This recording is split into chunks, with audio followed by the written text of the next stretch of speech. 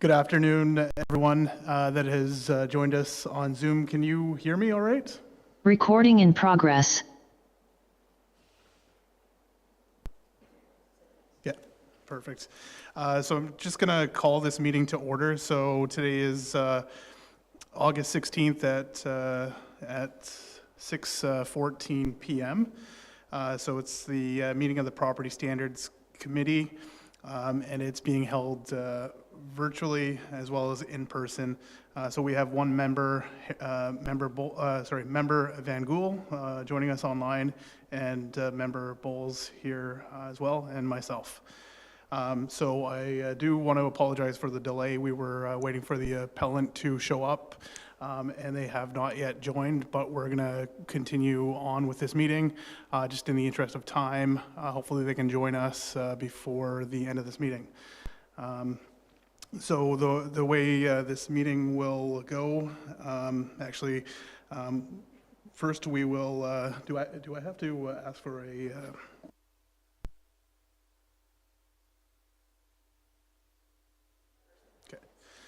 so the first, no, I lied. So the first order of business is disclosure of pecuniary interest. So do any of the members here today have any interest in this matter?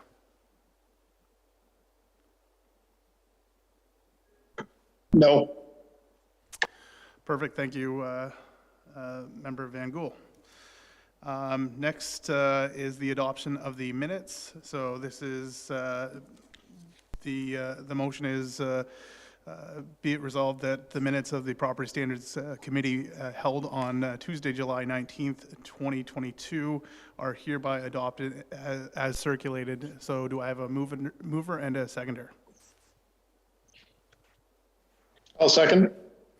Perfect. So Member Bowles and Member Van Gool. All of the, thank you. All those in favor? And that is carried.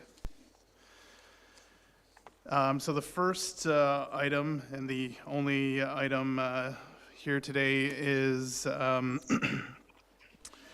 it's relating to a property standards order that was issued to Philip Bender of 6 Lamont Creek Drive in Wasaga Beach, Ontario. And the legal description being Plan M496 Lot 3.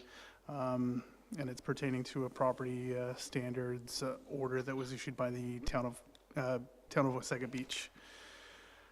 So just for those people that are joining us virtually, just want to run down how tonight's meeting will proceed. So the first item that will be discussed, so we'll have the town present all of its evidence. So that will be the officer that issued the order will go through and provide evidence. Hopefully the appellant shows up. They'll also have an opportunity to present any evidence. And at the end or at the conclusion, I believe there are a few people here joining us electronically, and they have an opportunity to speak.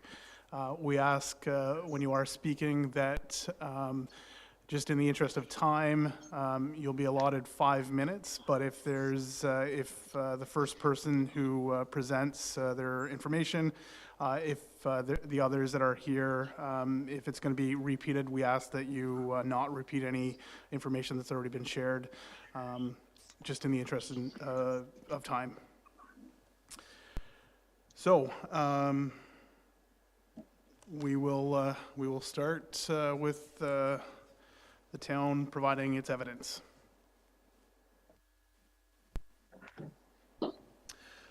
Good evening, Mr. Chair, Committee Council. My name is Duncan McNabb. I am a Municipal Law Enforcement Officer / Property Standards Officer with the town of Wasaga Beach.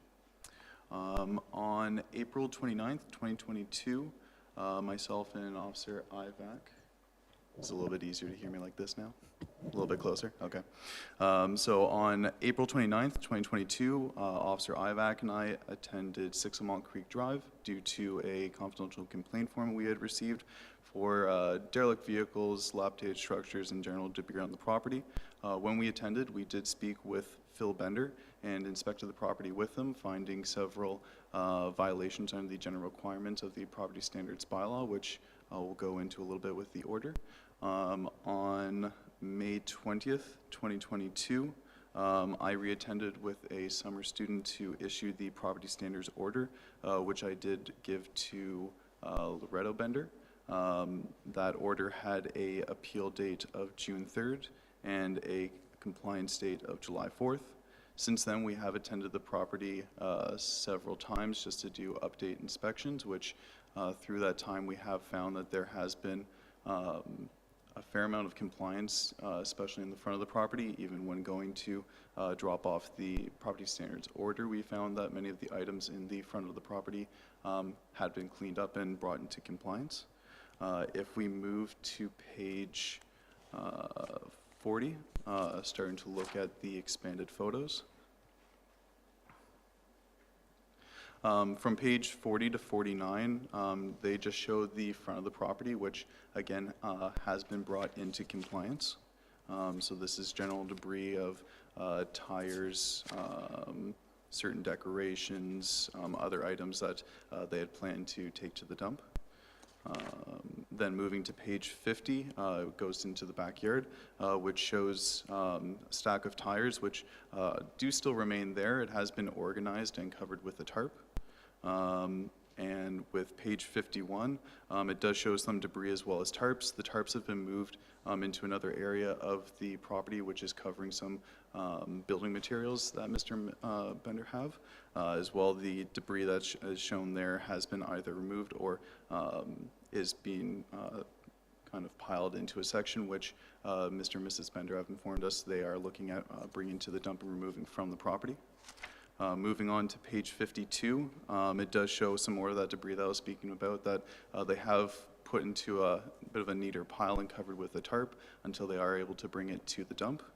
As well as with page 53, much of the items on the right side of the photo have been either removed from the property or have been moved under tarps. The milk crates that are shown in the photo are still present. With page 54, it shows the items of wood that Mr. and Mrs. Bender have informed us they are planning on using as building material for a fence. We have included them in the order as we do have documentation showing that they were present there since our first time attending the property in 2019. So we are looking at having either the items removed from the property or moved into one of the accessory structures that are in the backyard until they do plan on using it for that building. On page 55, it does also show a dilapidated gazebo as well as some items inside of it. All of these items have been removed from the property, and so it has been brought into compliance. With page 56 and page 57, the items shown there have been removed. The vehicle that is shown in page 57 is still there. We have confirmed that it is no longer derelict as it has pump tires, it is fully plated, and it is operational. We can't really speak to how often it is used. As Mr. and Mrs. Bender have informed us, they do plan on selling the vehicle. With page 58, it does show a fair amount of debris that is also in the backyard. These items have, for the most part, been cleaned up or reorganized. As well as with page 59, it does just show a different perspective of that debris. On the right side of the page, underneath the canoe there is some more materials that we are looking at having either removed from the property or moved into one of the 3 accessory structures that are in the backyard. With page 60 and 61, these items have either been removed from the property or have been moved into an area that they plan on bringing all the items to the dump. Similar with page 62 and 63, they have either been removed from the property or put into that pile for future dump runs. With page 64 is the same case. With page 65, the debris has mostly been removed. The only items that do still remain is that metal structure that's shown on the right side next to that trailer. On page 66, it does show 2 trailers. So the trailers have now been brought into compliance with them being fully plated and the tires pumped up. As well, you can see in page 67 does show a little bit more of the trailer on the right. The debris has been fully tarped off, so it doesn't present as much of an eyesore, and the wood on the in the trailer on the right has been more reorganized, so again, it doesn't show as much of an eyesore. Page 68 just shows another angle, as well as page 69 for the trailers that, again, have been reorganized and covered up. So the trailer on the right, they are planning on using to do those dump runs. And like I said, they have been brought into compliance. With page 70, it is just another angle of that debris that has been reorganized on the property. So these items are no longer there, and it has been brought into compliance. With page 71, the vehicle that is shown there that is in the front driveway, for that, the vehicle has been removed from the property. And then page 72 just shows that other vehicle that is in the driveway that has been removed. So since then, like I said, we have done several re-inspections. Sorry, I'm just going to go back to the certain items that we listed in the actual property standards order, as I realize that we kind of skipped that. Yeah, just on page 13, we can start with item number 1. So under section 3.1.1, subsection 1, general requirements for the entire property, the requirement is for the external property area shall be kept neat and tidy in condition, free from rubbish, garbage, brush, waste, litter, or other debris. The remedy that we're looking for this item is the removal of all rubbish, garbage, litter, waste, other debris from the property, including but not limited to scrap wood, bricks, chairs, stools, buckets, tires, baskets, miscellaneous items, cardboards, items under tarps, signs, patio stones, crates, scrap metal, ripped tarps, broken items, some old propane tanks, scrap plastic, as well as the debris in those utility trailers, and so on. On to item number 2. Again, under section 3.1.1, subsection 1 of the general requirements, for the entire property, the requirements for wrecked, dismantled, inoperative, discarded, unused, or unlicensed vehicles or trailers, as to prevent an unsafe condition or unsightly condition out of character for the surrounding area. The remedy that we are looking for is the removal or repair of all wrecked, dismantled, inoperative, discarded, unused, or unlicensed vehicles and trailers from the property, ensuring that all remaining vehicles that can be repaired don't present unsightly condition out of character for the surrounding area. On to item number 3. So again, under the general requirements, section 3.1.1, subsection 1, for the entire property, it is the machinery or any parts thereof or other objects or parts thereof or accumulation of materials or conditions that create an unsafe condition or an unsightly condition out of character for the surrounding area or surrounding environment. The remedy for this would be the removal of all wrecked, dismantled, inoperative, discarded machinery from the property, including but not limited to lawnmowers, snow blowers, miscellaneous machinery parts, etc., ensuring that all remaining machinery that can be repaired does not present an unsightly condition out of character with the surrounding environment. On to item number 4. Again, under the section 3.1.1, subsection 1, the general requirements for the entire property. The requirements are for dilapidated or collapsed structures or erections and any unprotected well. The remedy for this would be the removal of dilapidated or collapsed structures from the property, including Kwanzaa huts and gazebo frames. So like I said before, going through the photos went a little bit early on that one, but we have seen a fair amount of compliance with the property. We can go on to the re-inspection photos that we did take today, starting on page 76. So page 76 just shows that front walkway that did have a number of tarped items that has been brought into compliance. As well as on page 77, just another shot of the area that before did have a number of debris and items there that has been brought into compliance. On page 78, this is one of the derelict vehicles that are still in the driveway. So the vehicle is plated and has pump tires. Unfortunately, it is not operational. Mr. and Mrs. Bender have informed us that they do have a mechanic friend that is happy to help them with repair or removal of the vehicle from the property. On to page 79, that's just a photo of the front yard showing that the grass has been cut and is no longer any long grass concerns, as well as with page 80. Page 81 shows a photo of the driveway. All the vehicles you can see in that photo are operational and are not considered derelict at this time, as they do have pumped up tires and are fully plated. On page 82, it does show a pile of gravel that Mr. and Mrs. Bender have in their driveway, which they have informed us they use for general maintenance of their driveway, as is also a gravel driveway, as well as for winter maintenance when they spread the gravel across the driveway for ice. On page 83 of the backyard, so it does show that there is a tarped item, which is some snow blowers and lawnmowers, which Mr. and Mrs. Bender have informed us they do plan to move into one of the 3 accessory structures they have in the backyard.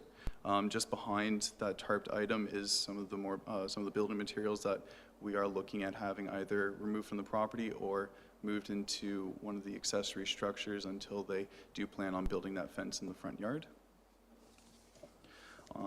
For page 84, it's just a shot of the tires that were stacked up before. Like I said, they have been reorganized and tarped up to present less of an eyesore. The patio stones do still remain, as well as that sign. For page 85, it is a photo of the building materials that do still remain on the property that Mr. and Mrs. Bender plan on using for that fence. Again, these are items that we're looking at having either removed from the property or put into one of the accessory structures until they do plan on using the materials in a timely manner. With page 86, so the skids that you see in the middle of the photo, also Mr. and Mrs. Bender have informed us they plan on removing it, as well as the items on the left side of the photo are that pile that I mentioned before that they plan on doing a dump run to remove them from the property. And then on the right side is where the building materials in the previous photo are. With page 87, it is just a pan to the left a little bit more, showing under the gray tarp is a riding lawnmower, which last we saw was still missing a tire. Mr. and Mrs. Bender have informed us it is operational now, but we do just need to confirm that, as well as the other items of the breed just to the right of it.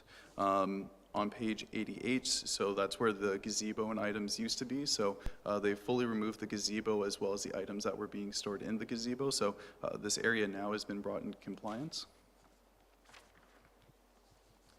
Page 89, so that shows the previously mentioned building materials in the back of the property that they plan on using for that fence, as well as a couple of the accessory structures that they have, which they are planning on using for storage of those items, or just the general items they have in their backyard.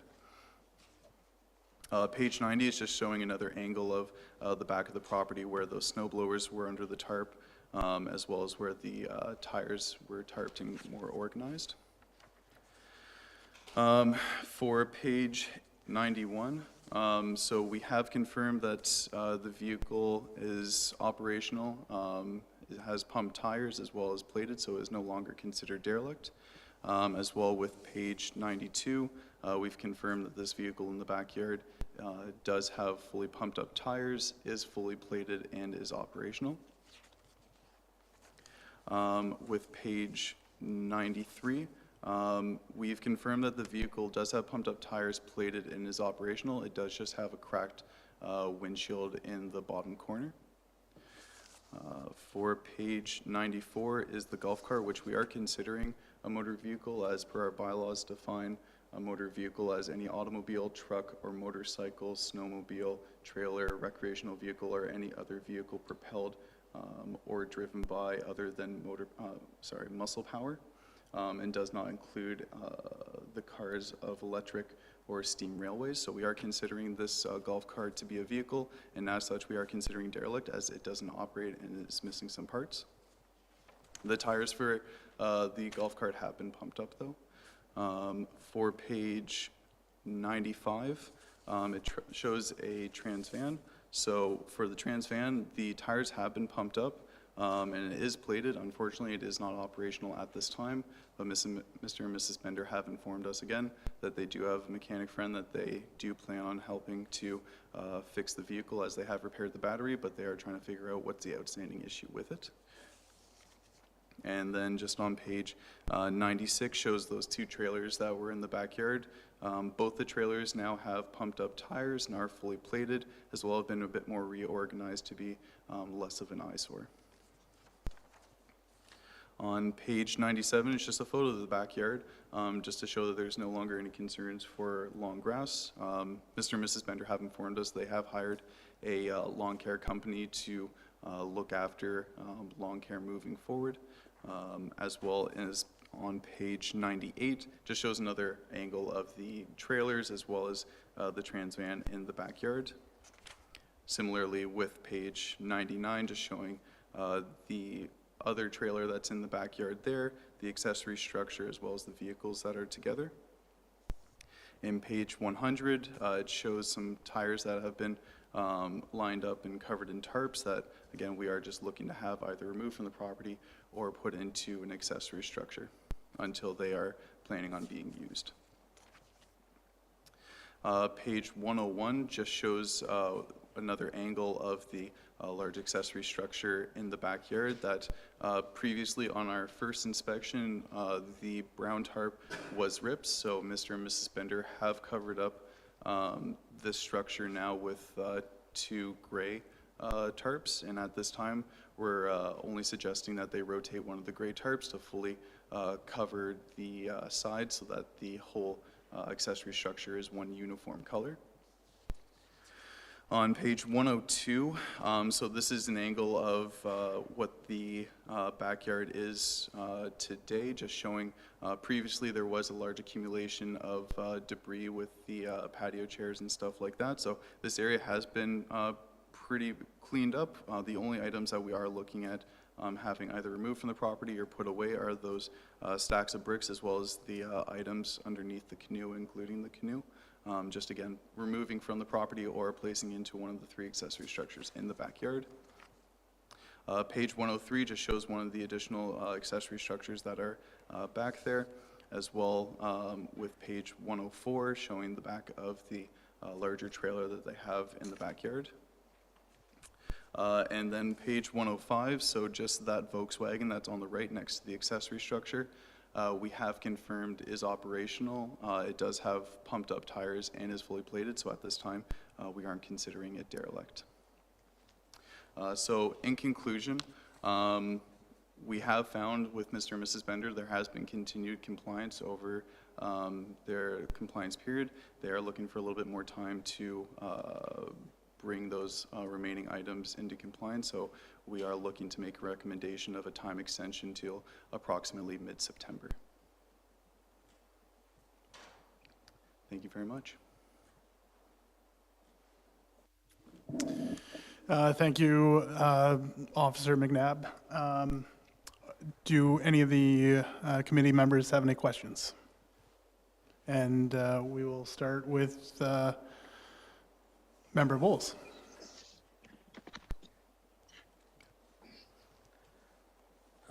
Mr. McNabb, the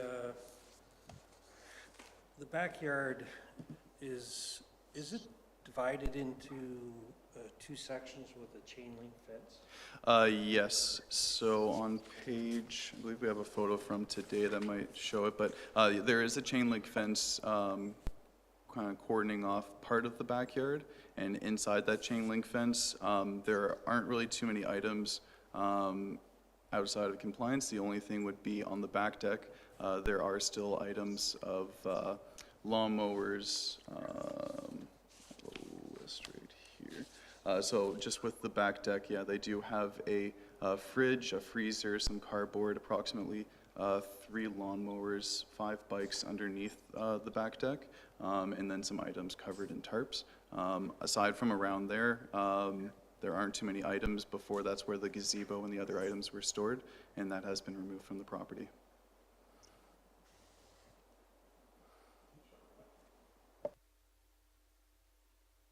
And so now that I know that the backyard is divided into two, how many motor vehicles are in the back? Cars? Vehicles? Thank you, Bruce, and through you, Mr. Chair. So there are 4 vehicles in the front of the property in the driveway, one of which is still derelict, that silver Magnum. And then in the backyard, there are 6 vehicles, and there are 3 derelict, or that we would consider derelict, of the Trans Van, which does not start, the golf cart, which does not start, as well as that red sedan, which has that cracked windshield. So total, there are 10 vehicles on the property. Does that include, there appears to be a camper van? Is that included as a derelict vehicle? Yes, the camper van is the Trans Van that I referred to. So that's the one that does have pumped up tires, is plated, but at this point isn't operational.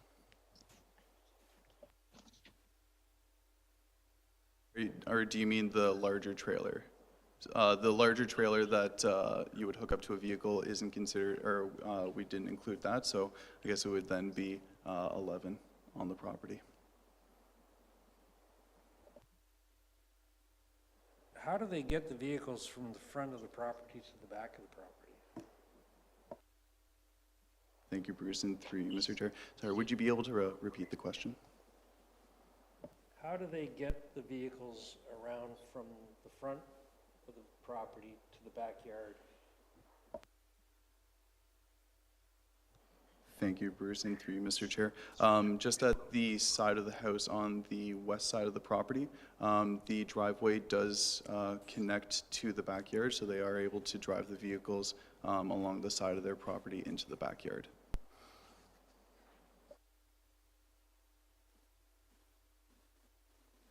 And you mentioned there was a camper, an RV, or a travel trailer, I guess, in the back, and that's not included in this case?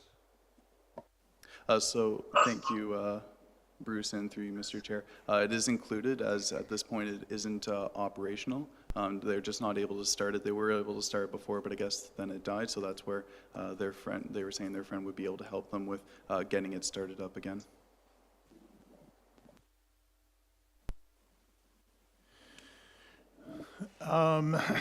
Member Van Gool, do you have any questions for Officer McNabb? Yes, through the chair, thank you. Officer McNabb, is there a limit on the number of vehicles, either operative or inoperative, that they can have on the property? Just to add to what Bruce has mentioned. Thank you, Harold, and through you, Mr. Chair. There wouldn't be a specific limit for how many derelict vehicles under the property standards bylaw. We are following up with our planning department under the zoning bylaw for vehicles being back there, but as for a certain number of vehicles, there isn't a hard line for how many derelict vehicles or non-derelict vehicles you can have. So they could have the property full of vehicles and there wouldn't be an issue with that?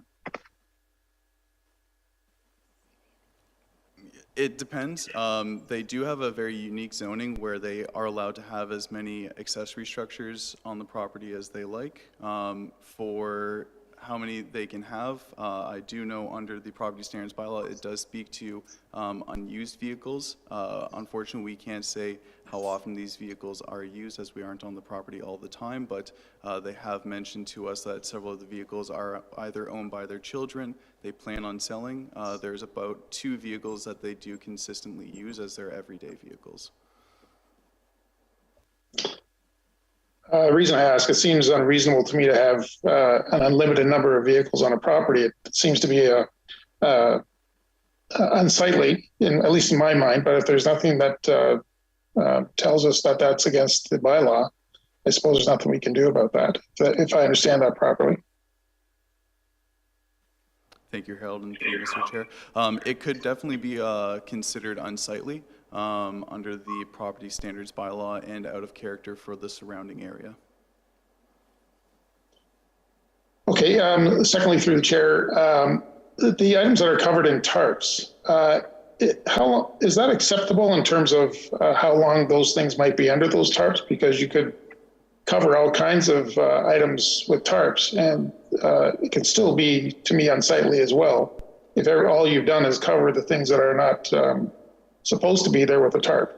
So is that acceptable for a limited amount of time, or is that acceptable to address the bylaw or the infraction?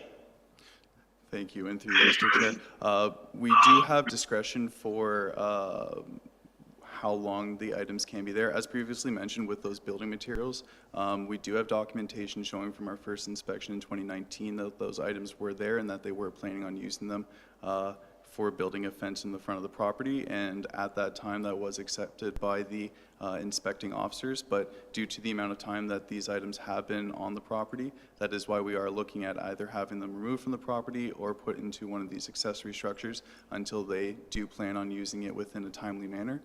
As for the other tarped items, previously it may have been fine for temporary covering of certain items, especially when it comes to building materials. But that is why at this point we are looking at having items covered in tarps either put away, or if they're going to be using them, then it's something that they have to be using within a timely manner.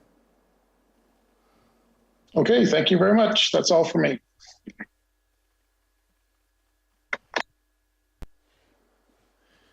Thank you, Member Van Gool. So I just have a couple questions. Hopefully they are fairly straightforward for you, because you have done a lot of speaking today. In terms of documentation, did you issue anything to the property owners when you inspected it originally, like the first inspection? Thank you, Adam, and through you, Mr. Chair. The first inspection, we didn't issue any kind of documentation. On our second time attending the property on May 20th, 2022, that is when we issued the property standards order to Loretta Bender. As I mentioned at that time, there had been a fair amount of change on the property, as much of the items in the front of the property had already been removed. But for actual documentation being issued, the main items would be that property standards order, which included the items on the property, derelict vehicles, as well as structures. And the compliance date for that order, when was that? The compliance date for the order was July 4th.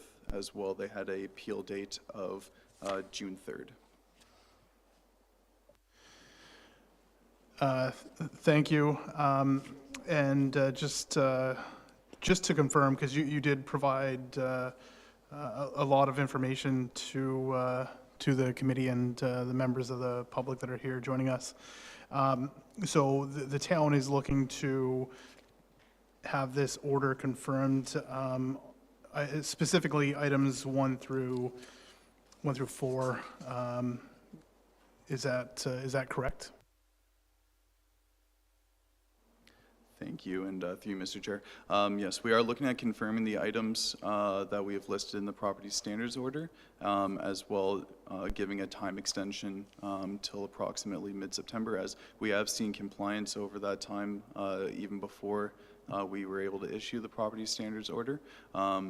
So we don't have concerns that it won't be complied with, but they do need more time to bring that into compliance.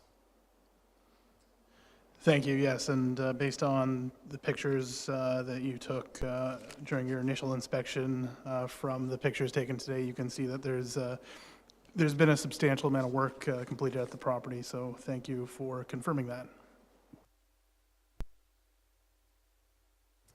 And one more call. Do any of the members here today have any further questions? And it looks like Member Bowles has another question. On the case report, it indicates the municipal address of 6 Lamont Creek Drive in Wasaga, and yet the involved persons indicate an RR2 Erin, Ontario address. Is there any known reason for that? If you look on page 1 of 105, it has the case report, and it gives property owners with the contact address of RR2 Erin.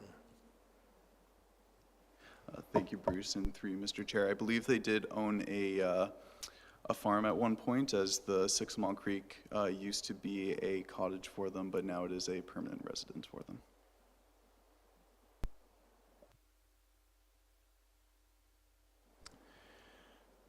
And just to confirm, on May 20th, 2022, you did issue this order to somebody at the residence, is that correct? Thank you, and through you, Mr. Chair. Yes, we did issue the order to Loretto Bender. Thank you. So typically, we would have the appellant present their evidence. Unfortunately, they're not here, and I don't think they have joined us on Zoom. So it's currently 6:50 p.m. And I believe there are a few people here tonight to speak virtually, and I believe some individuals have also submitted some comments online as well, which the secretary of the committee will speak to. We will have, if there's anyone here tonight wishing to speak, this would be your opportunity to speak to the order itself. So basically, I just want to cover this. So we're covering this appeal relates to this property standards order that we've just kind of went over. There may be some other issues, but just for everyone's record, we are dealing with the order itself. So there may be some other bylaw issues at the property that will likely be addressed by the town, possibly at another future date. As I mentioned earlier, the individuals that are wishing to speak today, you have 5 minutes to discuss kind of the order itself and kind of your comments. And if I just ask that you listen to the individual speaking, and if what you are going to be presenting has been discussed, we're trying, in the interest of time, just trying so that we can get through all of the people tonight. So I'll pass it over to the secretary to admit the individuals. Thank you. So first I'll have James Cole from Club Court. If you'd like to please turn your camera on and unmute yourself, and then you can please present your submission.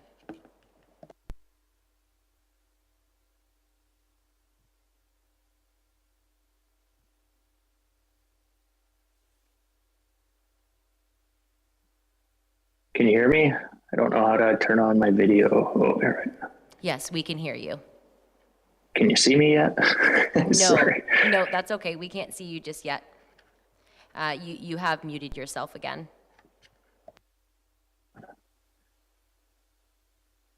Does that do you need my video? I can't see you, but I can hear you.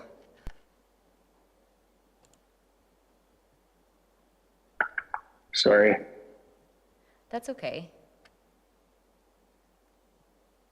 When I click on it, I can edit my background, but I don't know how. Your video has stopped. Somewhere at the bottom there, it should say start video somewhere. Yeah, I have, it says safe driving mode. Oh, yeah, right. No, speaker. Does that do anything? No, that did not. Sorry. don't push the drop down arrow. Just click on Start Video on the camera itself. Perhaps. Yeah, it just says your video is stopped. I'm sorry. Oh,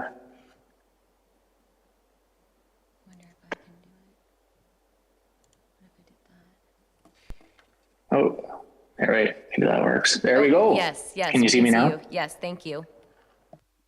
Okay, so yeah, thank you for your time. I don't have that much to add.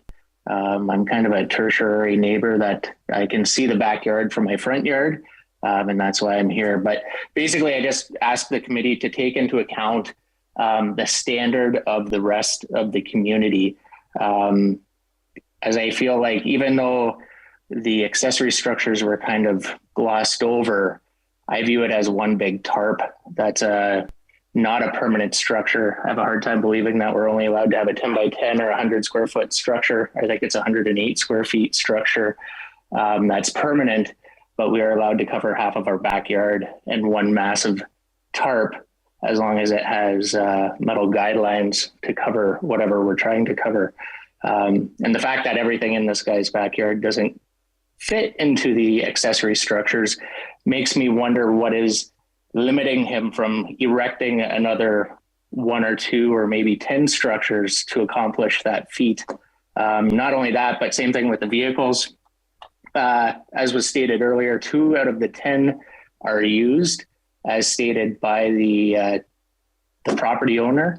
And yet there's 10 vehicles that are there that are not used regularly. And I question if they're registered or even insured. So I'm just going to stop you there for a second. Yeah. So a lot of the information that you're presenting isn't really relating to the property standards order itself. So we're focused here on the property standards order, and I think everyone may have a copy of that. That was, is it on the agenda? Yes, you can find it online. Yeah, on the Okay. iCompass. Yes. So that's what we're here for. So the property standards order itself, we understand that there may be other issues going on at the property, but this is kind of beyond what the mandate of the Property Standards Committee is. So tonight we're here to confirm, extend, modify, or rescind the property standards order. Those are kind of our authorities. We understand that there may be some concerns that there may be multiple structures, but that's not something that we can address tonight. Okay, no problem. Yeah, so basically, I guess I just ask you to help clean up the property as soon as possible. It sounds like it's been going on from 2019, if not before. And he's asked for several extensions.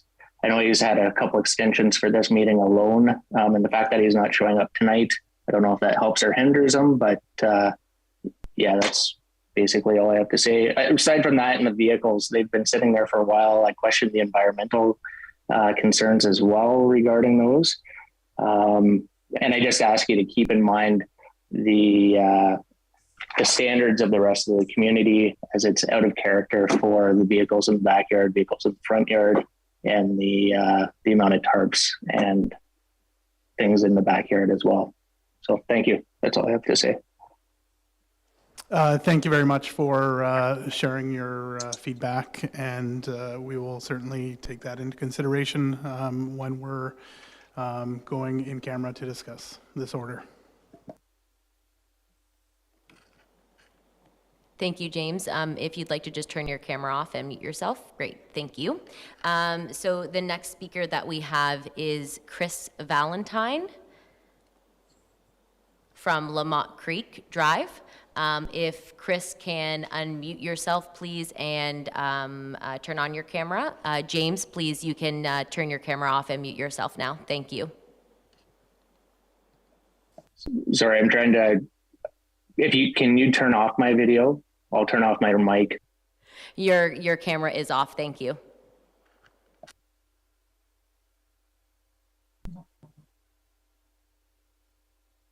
Okay. So can you hear me?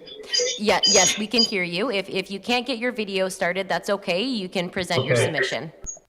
And I will do for time consent. I will do that. Sorry, Chris, it sounds like you have some feedback there. I'm Feedback, not sure. I do. Need Okay. to mute it. Yeah, Okay. perfect, thank All you. right, my main concern, I live at 7 Mount Creek Drive, which is right across the road, and I see this on a daily basis. It's just that the vehicles, just because the vehicles have been with inflated tires recently, because he was only doing some in the front yard yesterday afternoon when I was in the front porch. Sorry, Chris. We're just having a Yes. hard time hearing you. There's still some feedback there that we're getting. Okay, I'll reduce my volume down a little bit. Yep, that's a little bit better. We can hear you a little bit clearer now. Thank you. There's a little better for you?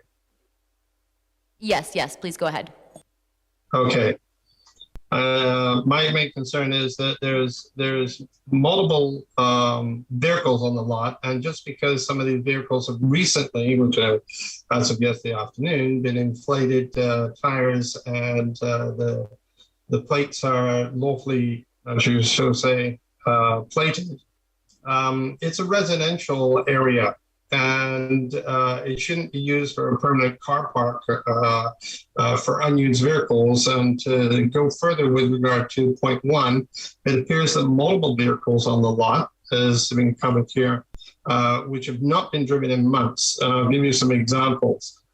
Some have not actually been moved in several years. The silver Chrysler station wagon parked on the grass verge on the west side of the driveway has not been moved for 12 months at least, and is used for storage. Yesterday afternoon, he was removing old tires and various other items from the back of the vehicle.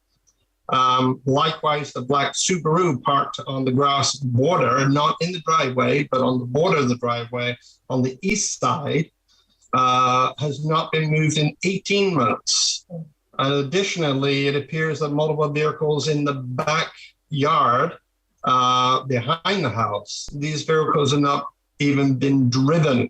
There's only 2 vehicles that they drive on a regular basis, which is a cream colored Chrysler SUV and the blue Taurus, the Toyota Prius. The other thing that I get concerned with as a resident in this area, once again, bringing up the point of out of character to the surrounding area.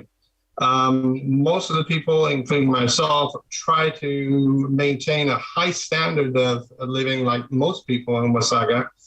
And I think the main issue here to address this concern is that there are multiple tires and wheels and objects that appear strewn across the backyard, which makes it appear like a disorganized auto wrecker has come a scrap materials enterprise embedded within a designated residential area. Just because they are tarped, and often what he's doing, which I've seen him do, I've observed this myself, is that he moves things around. He moves stuff into the covered areas, and he moves stuff out of the covered areas. He tarps here, he will move them, and nothing gets sort of removed from the lot, per se. If you ask them to do certain things through your orders, then they get moved into the permanent structures. Well, to me, those structures anyway are a temporary structure. They're huge in the backyard, and it's a daily eyesore for us in the residential area in which we live. So that to me, we should be addressing, and that would be my request, that the bylaw office goes through to council to address the issue of amending these bylaws so we don't get a situation that we have here in the Mount Creek 5. And that is my main point. Just because he says he's doing things, they don't seem to get done. So thank you very much for your comments as well. So just to reiterate, so if you're looking for changes to bylaws, that's something that this committee cannot achieve. That's something that you'd have to approach council about. So again, I'll state this tonight. We're here to deal with the property standards order that I believe is viewable online for members of the public to see. Again, we're here to confirm the order, rescind it, extend it, or modify. Those are all our authorities. And kind of based on the feedback that we've been receiving so far, I'm going to summarize, but essentially, it sounds like everyone is looking for the committee to confirm this order, which will address some of these issues. So it does look like the appellants have arrived here, and I appreciate that there are people wanting to speak tonight. But given that they've gotten here and obviously they want to present their evidence, we're going to actually get them to speak here. We'll save kind of, if there's anyone else wanting to speak, we'll save those until afterwards. So just a few things. The officer has kind of presented their evidence already here tonight. Okay, unfortunately, you weren't here. We waited until I think it was 6:15 or 6:20 when we started the meeting. The meeting was supposed to start at 6 o'clock tonight. I'm glad you are here. You do have a copy of the disclosure, is that correct? Just because we're doing this virtually, so there's people joining us online. So when I ask you a question, I'll take myself off the speaker here, and then you'll just have to hit. There's a kind of a button there that you'd press, and then speak into the mic if you wouldn't mind.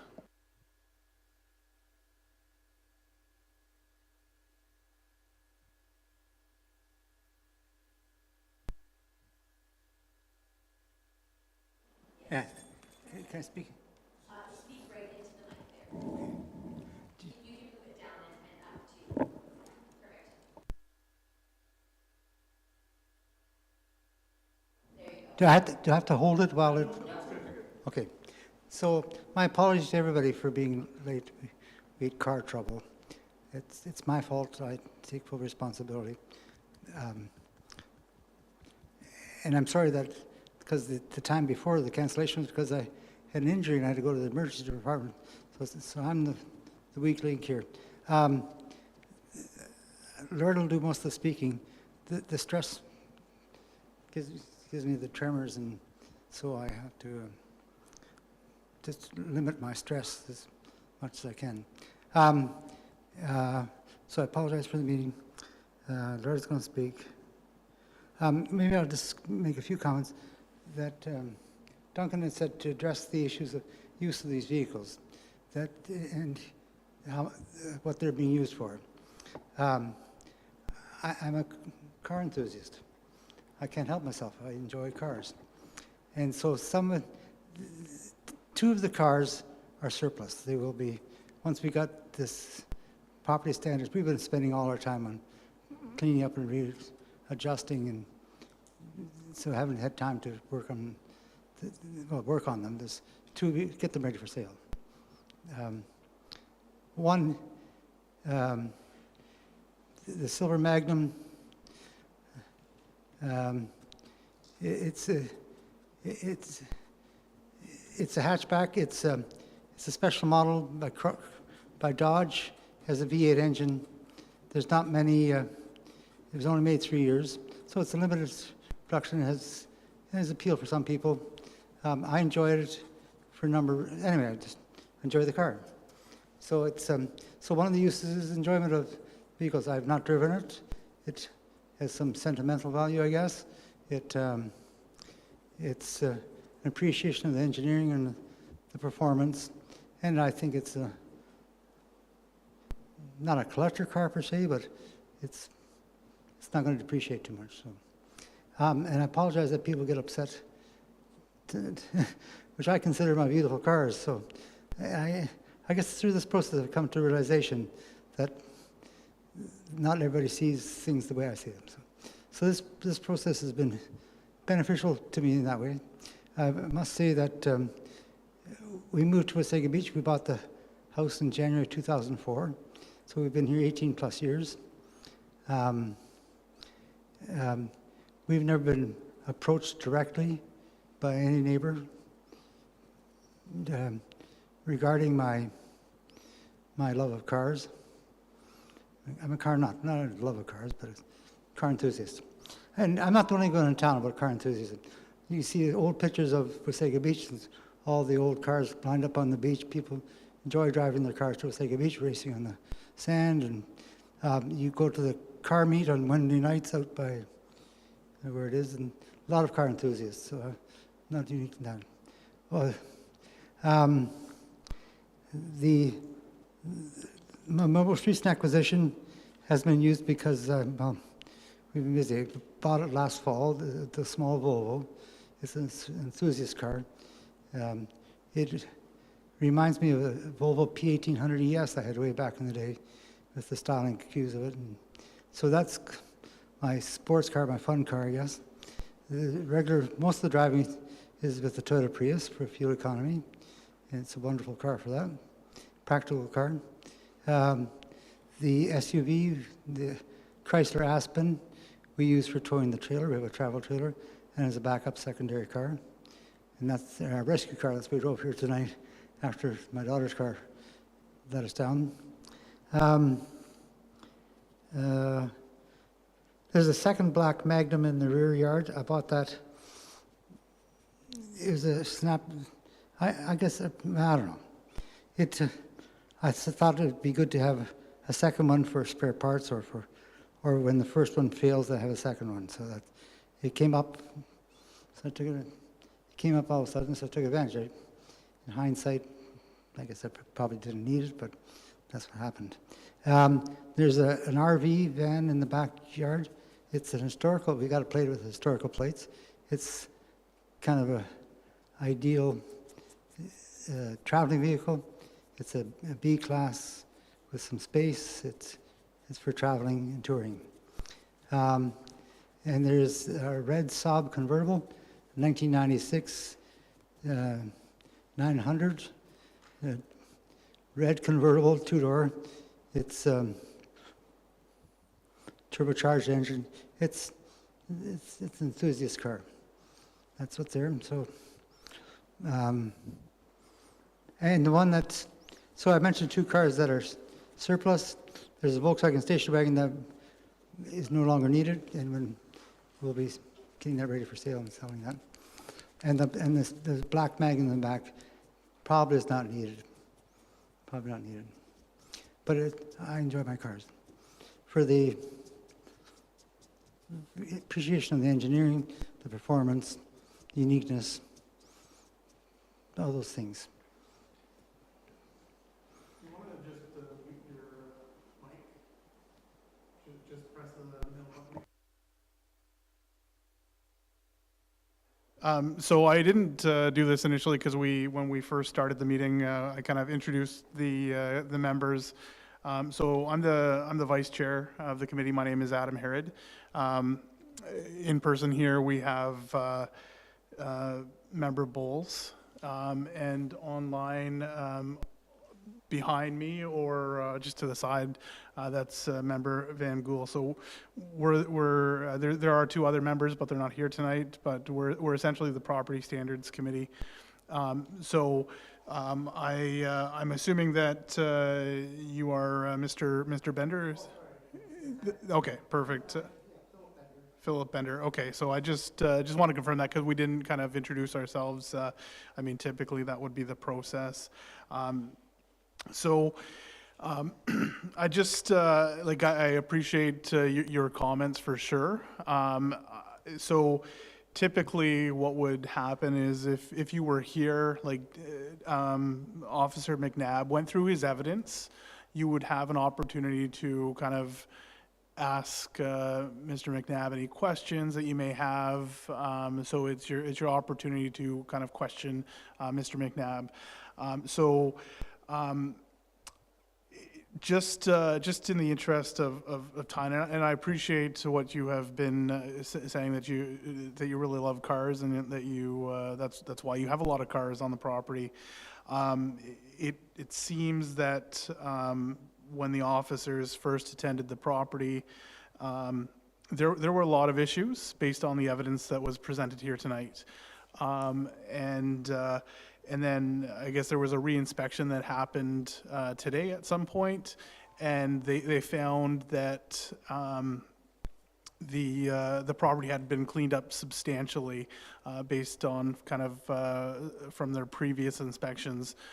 They are looking for the order to be confirmed tonight. The town is looking for that order to be confirmed, and as a committee, we can confirm, extend, modify, or rescind the order completely. That's all we have the authority to do.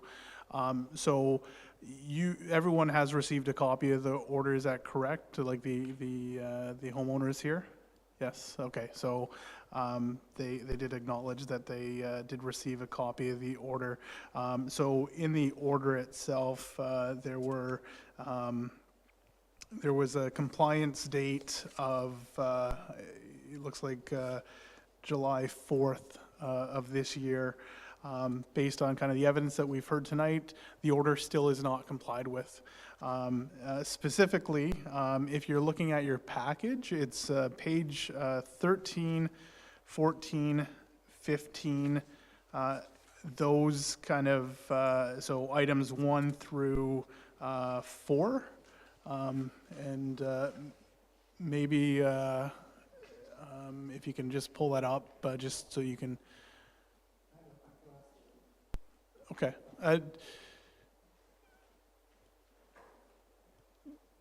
Did you want to?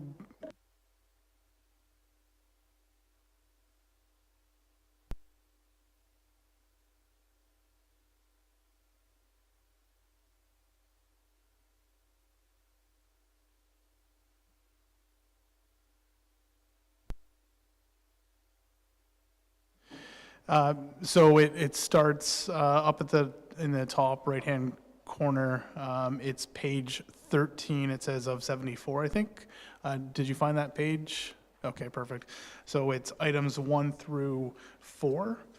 And that's really what we're here tonight about, those kind of four items. So we're just going to give it's your husband, correct? Okay, we'll give him a couple minutes just to return so I don't have to repeat myself.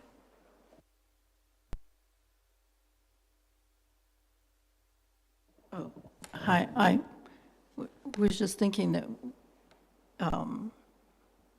if we have things to comply with, will we be given time to comply with? Oh, sorry. So that's up to the committee to decide. So myself and the 2 other members that are here tonight.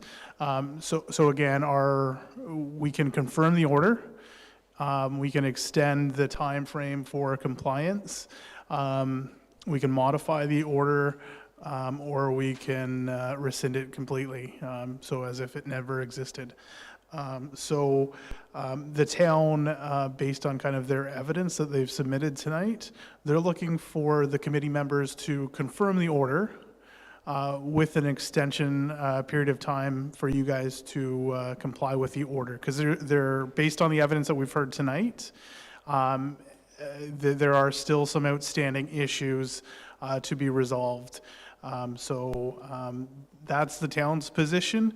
If you have a different position, if you don't agree with the order, if you're going to be presenting any other evidence to suggest something else, this is your opportunity to speak about those. So we weren't here to hear Duncan's speech, so would it be more specific about what we would have to do to comply with extended time?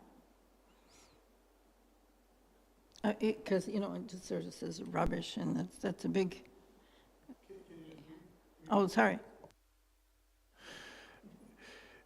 Yes, it's very different having virtual meetings and in-person meetings at the same time. We're just going to wait for Philip to get back, and then we can discuss these issues. We've always complied, and it's always our intention to comply.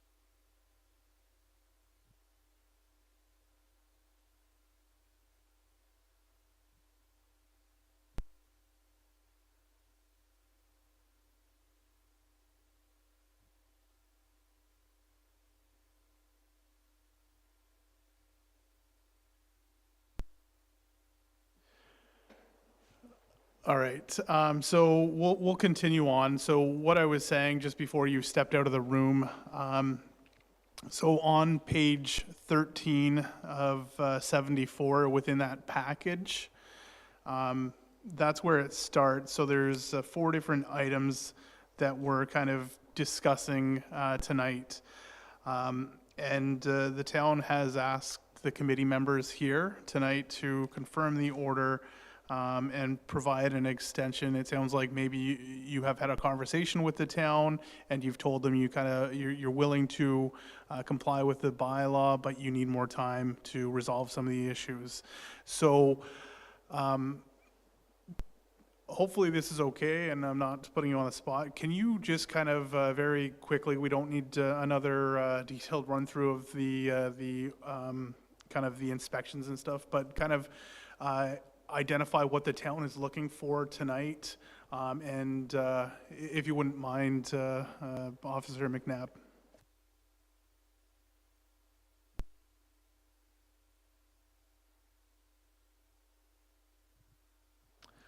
Thank you, and through you, Mr. Chair. So the outstanding items that are still on the property, so there is one derelict vehicle in the front driveway, the silver hatchback, which is not operational, which, speaking with Mr. and Mrs. Bender, they do have plans on having a friend help with either repair or removal from the property.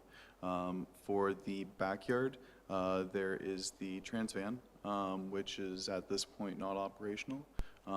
The golf cart, which, as mentioned before, with the town's definition of a motor vehicle, we are considering a vehicle and would also be considered derelict as it is not operational. And then there is the red Saab that has just that crack in the windshield. Otherwise, it is fully operational. Other than that, there are some wooden skids and other items tarped up behind the property, or behind the house, which Mr. and Mrs. Bender have also informed us that they already plan on doing a dump run to remove those items. There are other multiple tarped items, such as tires, building materials, that type of thing that we are looking to have either removed from the property or placed into one of the accessory structures, as especially the materials which Mr. and Mrs. Bender have indicated they plan on using for building a fence have been out there for a number of years, and so we are looking to, if it's not going to be used in a timely manner, to either, like I said, be put away or removed from the property. And then just by the back deck, there are a number of other items such as a fridge, a freezer, some cardboard. It appears there are a few lawnmowers and bikes underneath, as well as some tarped items underneath the deck that we are looking to be brought into compliance of, again, either removed from the property or placed into one of those accessory structures. And then there is a riding lawnmower, which on previous inspection was missing a tire. Mr. and Mrs. Bender have informed us that it has been brought into compliance and it is operational. We just need to confirm it. And then aside from that, yeah, there's those tarped snow blowers and lawnmowers, which again, Mr. and Mrs. Bender have informed us they plan on just moving into one of the accessory structures in the backyard. And then also the pile of gravel in the front driveway, which has the bricks placed around it.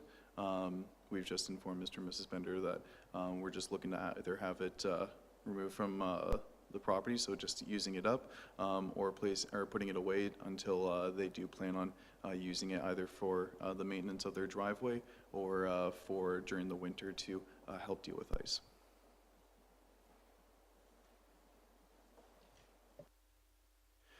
Perfect. Thank you for kind of summarizing the issues to be addressed. So now's your opportunity to kind of let the committee know whether or not you agree, you disagree, whether or not you're willing to comply with the bylaw. It sounds like a lot of the things they want you to either store away in an appropriate structure or remove from the property. It sounds like there's a few derelict vehicles that may need to be either removed or fixed up that need to be addressed. So I'll pass it over to you, and hopefully you can present kind of your evidence. Okay, I guess these things I thought we had covered already. So, I mean, when you were visiting, I thought we covered them already. I wondered what the status is of tarps. Does that mean if something is tarped, it's derelict or it's garbage? Why can't things be tarped in a neat fashion and placed on the property?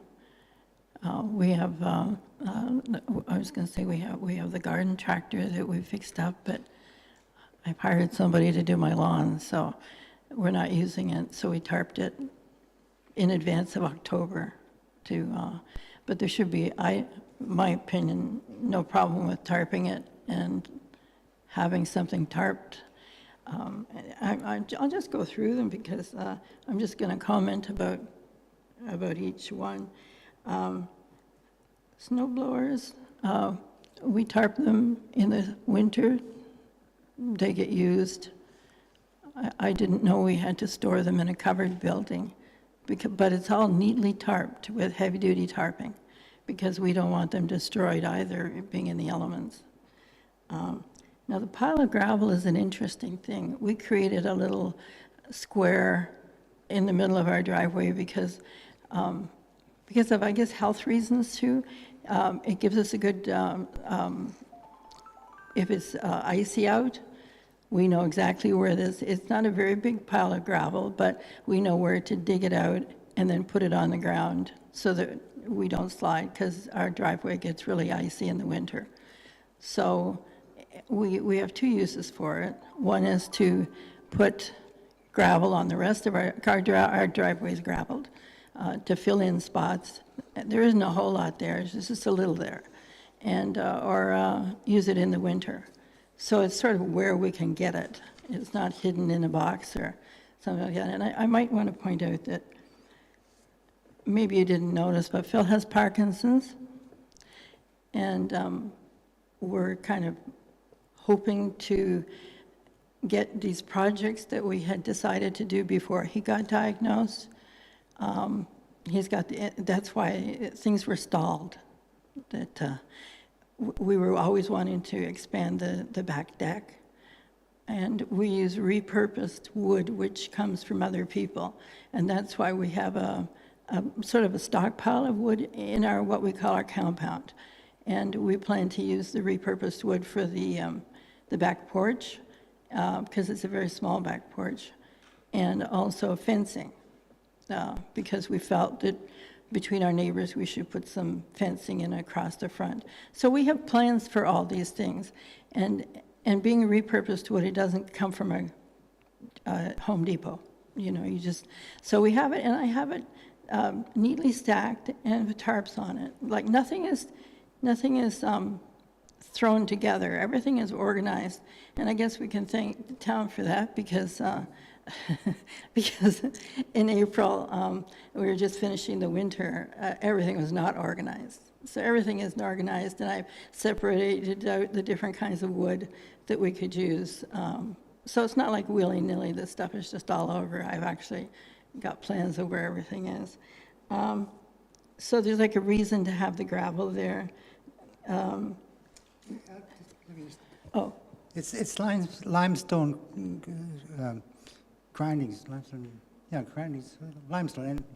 And we managed to get some, so I said, what a shame. I wanted to keep it for future projects, not necessarily knowing what, but I figured there's some future use. We've been using it for spraying on the ice, as Miller mentioned, and if we need to repair the driveway, that would be. But I could spread it on the driveway if that's what people wanted. I was hoping to keep some in reserve for future unknown projects. I guess I'm following a little bit of the 3 R's: reuse, recycle, what's the other one? Anyway, rather than send it to the landfill, give it some use. Some of those unanticipated, some of for future not identified projects.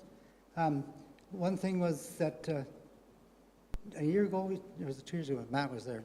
We had a young lad down the street helping with things, and so I started growing a whole list of projects for Matt's help. Well, he's moved away, so so some of it, yeah. I hate to throw good stuff away. And I understand some people find it unsightly. We're willing to work to make it more hidden, out of view. That's what we attempt to do now with the fences there. But the fence is a slatted fence, and we could tighten it up a bit, make it tighter for visibility. I don't have any disagreement with the town. Well, I guess the biggest disagreement I had was on this golf cart. I had a hard time turning. It has no batteries. It's an electric golf cart. I acquired it because it came up, and I got this disability. And I said, sometime I'm going to be not able to move. Here's a chance to work on it, fix it, and adapt it. So when those days when I am more able, those days when I'm not, to use it. So it's thinking ahead, planning, but not with any concrete plan that people like. I didn't realize it offended people. So we're willing to accept the definition of vehicle, and we'll put it into a structure. But yeah, I don't think there's any other. You mentioned the appliances on the deck. yeah, we just need a few definitions because I have a back porch and I have a little fridge on there that we use. It's not just sitting there being a fridge, it's actually being a fridge with stuff in it. And it's a very small back porch, but so I don't consider that fridge or any kind of garbage, or I figure it's me using my back porch. And then underneath it, since we needed to find a place for all of I have 4 children. They're not children anymore, but I have 4 kids. They all had bikes. They all had those things that they don't want me to throw out. And I discovered that underneath the porch, I could neatly store these items for them. So that's where now we've also got paneling that we acquired that we can put a solid fence around that, but it's just underneath the porch. And I thought that was acceptable as opposed to being out, it's sort of hidden underneath the porch. And it's some bikes and some lawnmowers, yeah. And so we've been thinking, how do we make it look nice? And so we got rid of a lot of stuff, except that I didn't see a need to throw some good bikes if I had a storage space for them. So I cleaned out the underside of the porch and made it so that we could put those things in there. And with this acquiring of the fence, you won't even know it's there because it's right back. The only person who will know it's there is us because nobody can see underneath there. So that's the kind of reasoning that we used, that we thought we'd already taken care of that. And let's see. What else? So I'm just going through them because we're trying to work through it, but we also, like I didn't understand why my back porch, which I'm using all the time, and which I really tried to make looking, but with the things underneath it, you really wouldn't, you could walk into the backyard and not even see that was there. So that was, I thought the idea was to make things neat and orderly and not just all over the place. So, okay. Sorry. A little bit more background. We moved from a farm into town, and we're learning it's different. I'm used to, I'm in the middle of a project, dropping it, go to something else, and it might take me a long time to come back to it. So it's hard to get through here, but it's been helpful. And as we clean up more and get more organized, I find, yeah, we probably don't need that. Yeah, we probably don't need that. Yeah, we want to be good. I don't want to have angry neighbors. I want to be good, but I guess I get upset when people call my prized possessions derelict vehicles. Yeah. I just wanted to say that because of Phil's Parkinson's, that has certainly changed what we've been doing. A lot of the things we had planned, we should have had done already, but Phil he's slower and slower. And his days aren't like a full day like your or mine. His fatigue is a lot, so he doesn't get like the 24-hour day he may get. So we're trying to cope, trying to prepare for the future, and I guess that's sort of where the golf cart came in, because we have a large property, and but there was no need, as we saw it, to put a battery in it because he doesn't need it yet. And it's not in any, it's just a golf cart. It's got 4 wheels and a roof, but we thought, why get a battery if he's still okay? I guess we're planning for the future and trying to cope. And anyway, I just wanted to change it a bit because I think that we've gone through all. So what happens do we discuss the problems of page 13 to whatever, or? If you want to just take yourself off. Oh, okay, sorry.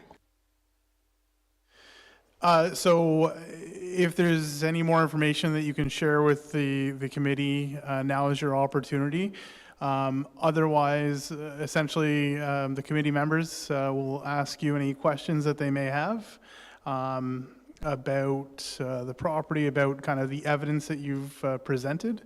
So I'll give you an opportunity to speak if there's any kind of final words. Okay, I did prepare a few things here. Well, no, I was going to say that I'm aware that there's 3 or 4 people who are going to do presentations about the property or whatever. Unfortunately, in our subdivision, we've never spoken to anybody. It would have, in my opinion, it would have been nice if they had a problem with something that they could have at least introduced themselves and spoken to us about it, as opposed to go through the bylaw. Because our neighbor, for the past 10 years, every year he has complained about something, to the point of, well, I would say we feel harassed. Because it doesn't matter, and it's been over little things, over things that don't matter. And so we realize that he lives right next door to us. But even if he had talked to us, conversed with us, we would have not been doing this. We would have fixed up whatever problems we had. And also the other people, I've never spoken to them. They don't live near our backyard. And if the backyard is the problem, because the front yard couldn't look better. it doesn't have cars in front of it. We've only got three cars because the other ones are leaving. But, like we've really worked to make the front yard look good. And then the backyard, we feel that people don't see, it's just us. So the only neighbor who, we really would like the person who's complaining for all these years, that it makes me feel like I'm not being allowed to enjoy the comfort of my home. I feel that when we go away, I might have something slapped on my door when I come home, saying that there's something wrong again and again.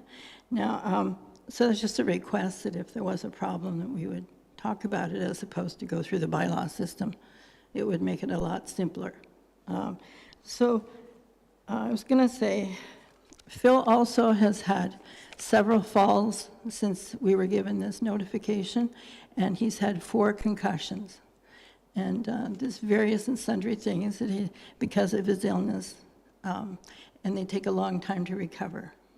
So he had 2 serious concussions, which also delayed us paying attention to the order right away. We would have done it quicker if he hadn't been laid up with the 4 concussions. So I'm just not making excuses, but saying that things would have been taken care of if it hadn't been for health reasons. So we do have plans. We created the compound, which is what we put the building material in. We didn't do this alone. We did this in conjunction with the bylaw people who were here before Rachel and Duncan. We worked with the planning department, and we worked making sure that everything was complying to bylaws and whatever. So we didn't do this on our own, and it was taken care of in 2020. So we were under the assumption that having our compound for materials, working materials, and the cars, we were under the assumption, since we worked through and with the planning department, that everything was acceptable. And we've always complied and worked through but we also, before we did anything, because we did construct some temporary buildings, we made sure everything was okay with the town. Just reading what I've got here. And I thought our aim always was to keep things neat and no garbage. And so our, just a minute, I'm just following through here. But,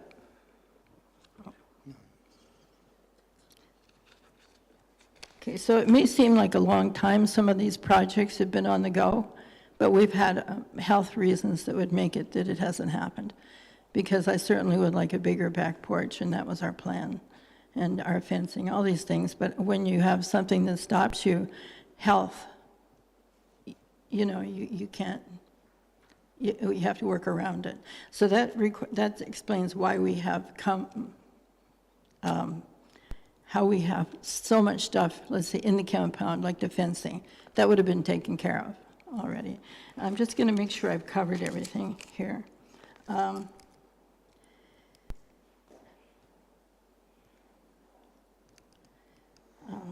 So since this order in April, we've put everything away.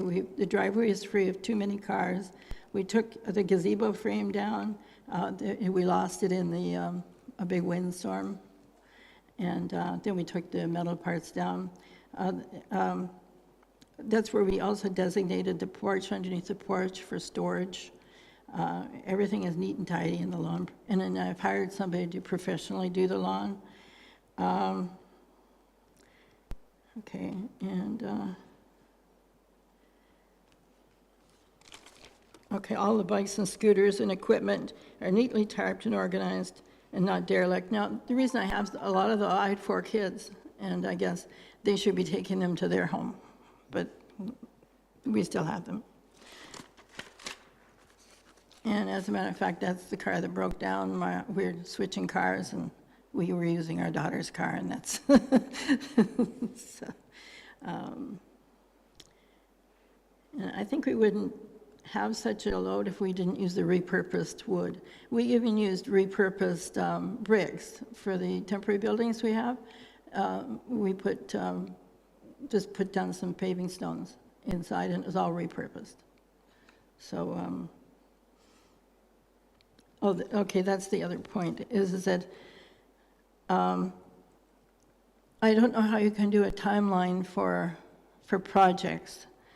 I think it was Duncan who had said, well, you can't have a project that is working or not working. And I said, well, sometimes you have a project that you have to work on to make it work. And he was thinking that you can't have sort of projects on the go. But I think that's where we are. We've got many projects on the go. And, but you need to have the materials there so you can continue working. You just don't all of a sudden get wood, you know. So our son is a bylaw officer out of different province. And he actually, we consulted with him about all of this, particularly about the cars in the back and the buildings and everything else. And he said, he recommended, I mean, he's town bylaw officer, he said, he recommended we comply and not complain, because he said the aim is to improve the property and make things look neat.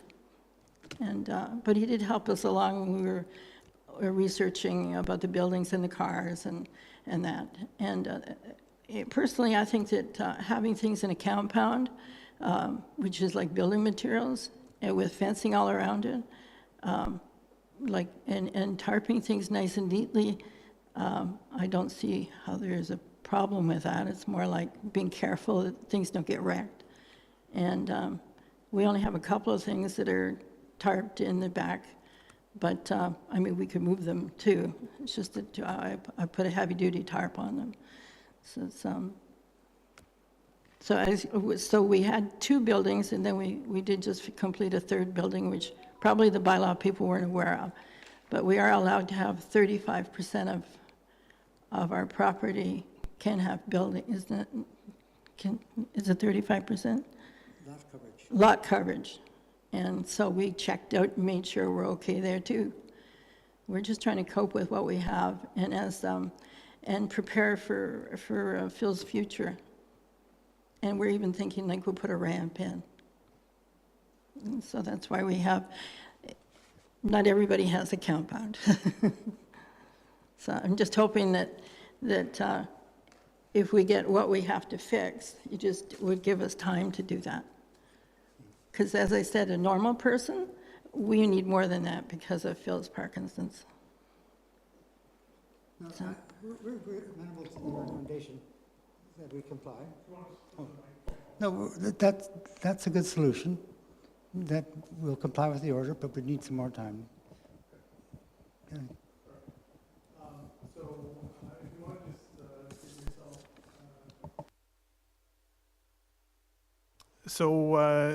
So all the committee members might have some questions for you, just in regards to kind of what you had stated. So I'll start with member Bowles here. He doesn't have any questions, it looks like. And member Van Gool, who's joining us online. So if he has any questions, now's your time to ask.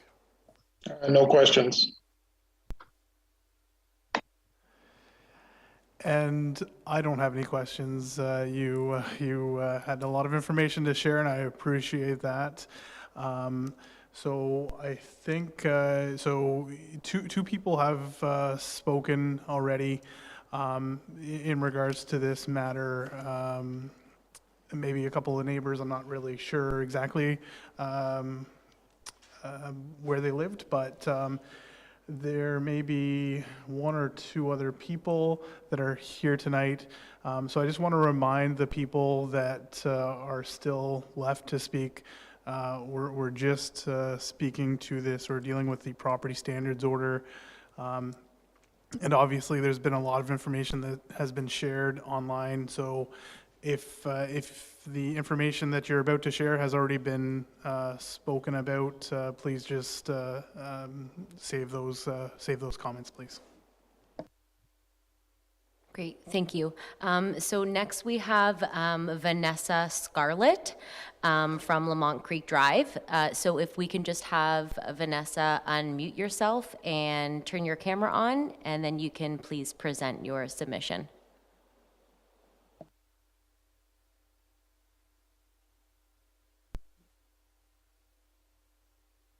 Hello, sorry, my voice is a bit with allergies. I live across the road. Thank you for letting me join the meeting.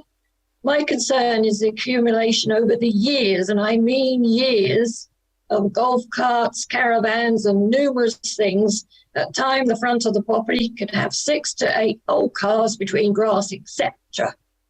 I have, as I say, lived across the road for 17 years, and it gets cleaned up every now and again, and then it goes back to the same thing. I feel with the property getting more full up with junk, the time really has come to address this ongoing problem.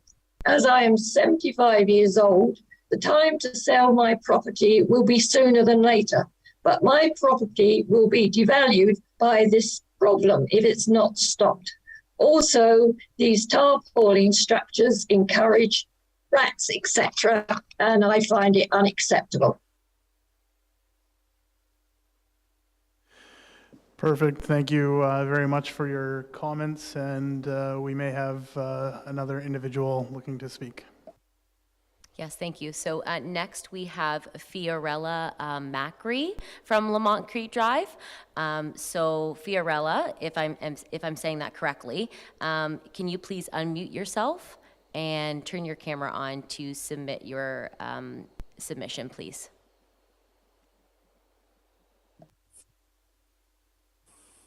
Hi, sorry, can you hear me?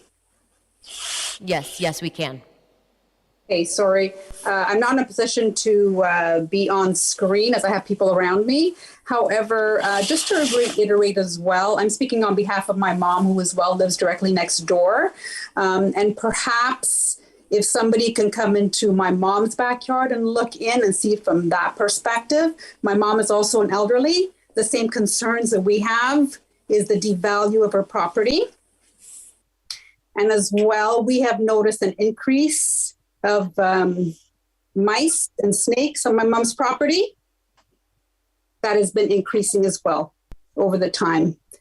My dad has numerous snake complaints over the years as well, and things just progress to get worse. We have a concern that it's a huge fire hazard. All the skids that are in the backyard, the vehicles, I understand that they're plated, and as well, their garage that is filled to the rim, and I mean filled to the rim. We never see things being moved off the property. We just see things constantly being added to the property. And they just get moved around from one spot to the next spot. Thank you very much. Thank you. Okay, Could I ask a question of one of these speakers? You can ask for clarification. Go ahead.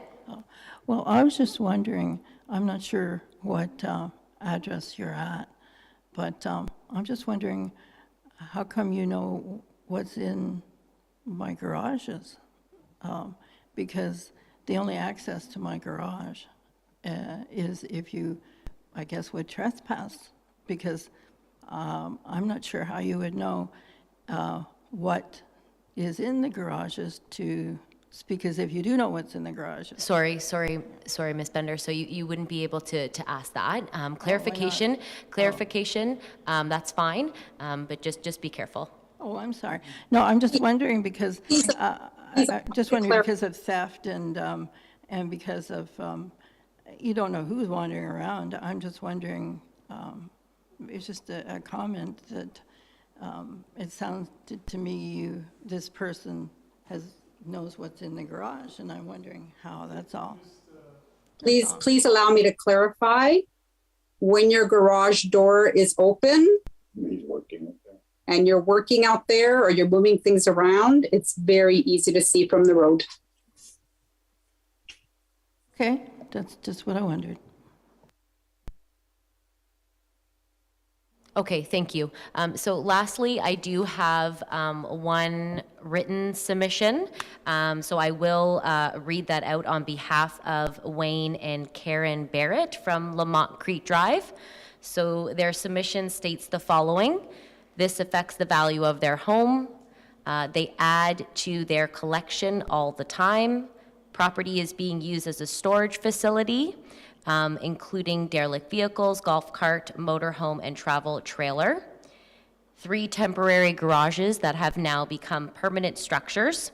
And last concern is the easy access rodents have to these structures. So, and that is it for the submissions.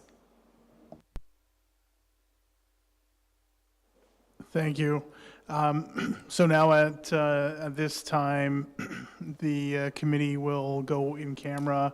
We'll have a discussion about what we've heard today in terms of the evidence from what the officer has provided, what you have provided.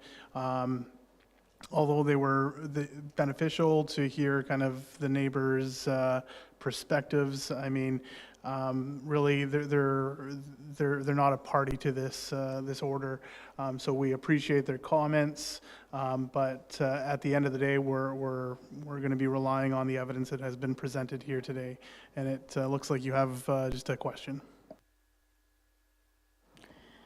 I guess the complaints were before, because the difference between before, like April, and now is incredibly different. I mean, Phil and I have worked really hard to make it be good at the front yard and the backyard. And the complaints sound like they're in present tense, but I believe they're past tense, because we don't have those things in our front yard. And, you know, I just hope you realize that what we've done since then with Duncan's pictures before and after, because we've worked really hard to make it work.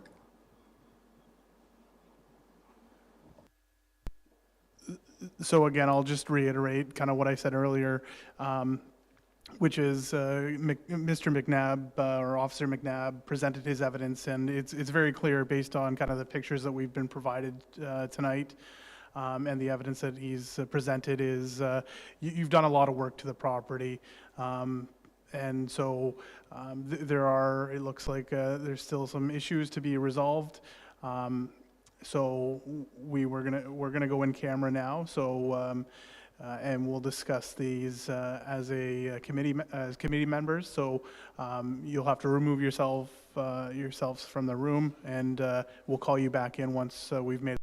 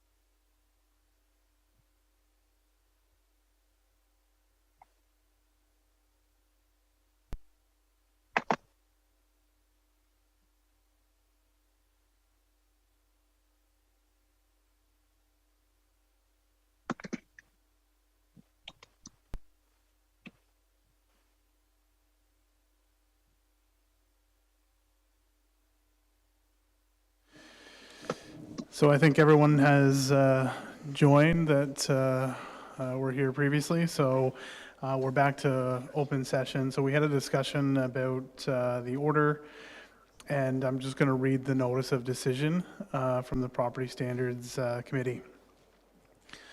So it's the notice of decision of the Property Standards Committee in the matter of an appeal to the Town of Collingwood Property Standards Order against 6 Lamont Creek Drive in Wasaga Beach.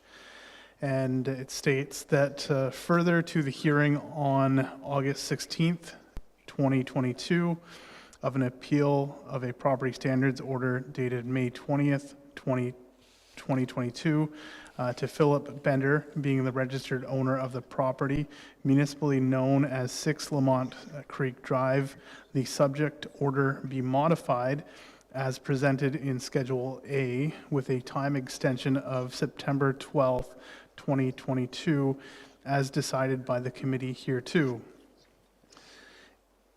And that the order of the property standards officer dated May 20th, 2022 shall be fully complied with in accordance with the Town of Wasaga Beach bylaw number 9935 and amendments thereto, and to the satisfaction of the Town of Wasaga Beach as follows. That the date of compliance with the property standards order dated May 20th, 2022 for 6 Lamont Creek Drive be completed no later than September 12th, 2022. And further, that the committee directs the appellant to contact the property standards officer on or before September 12th, 2022 to review the completion of the work to the satisfaction of the property standards officer. And this was dated today in Wasaga Beach, Ontario. So can I get a mover and a seconder, please? I'll move. I'll second. So there is a mover, Harold Van Gool, and seconded by member Bowles. So that is the decision of the Property Standards Committee. Unfortunately, now is not the opportunity to talk. I would suggest if you are looking for any sort of clarification, that you reach out to the Town of Wasaga Beach, their bylaw department, and speak to Duncan or Rachel. You'll be provided with a copy of this notice of decision shortly, and there are mechanisms in place if you're not satisfied. Obviously, you have a right to appeal to a higher court. Similar to us, they would have the authority to confirm, extend, modify, or rescind the order. But that is our order for today, okay? Thank you, everyone, for joining online, and I'll pass it over to the secretary if she has any further comments to make. Yes, I just asked that you call the meeting to close at a time. Thank you. So again, so this is another motion to close the meeting of the Property Standards Committee. We won't need a motion, just to call the meeting at a time. Oh, okay, no motion. So the meeting today has ended at 8:23 p.m. Thank you. I just ask that everyone just stay quiet just for a couple minutes so I can just close the meeting.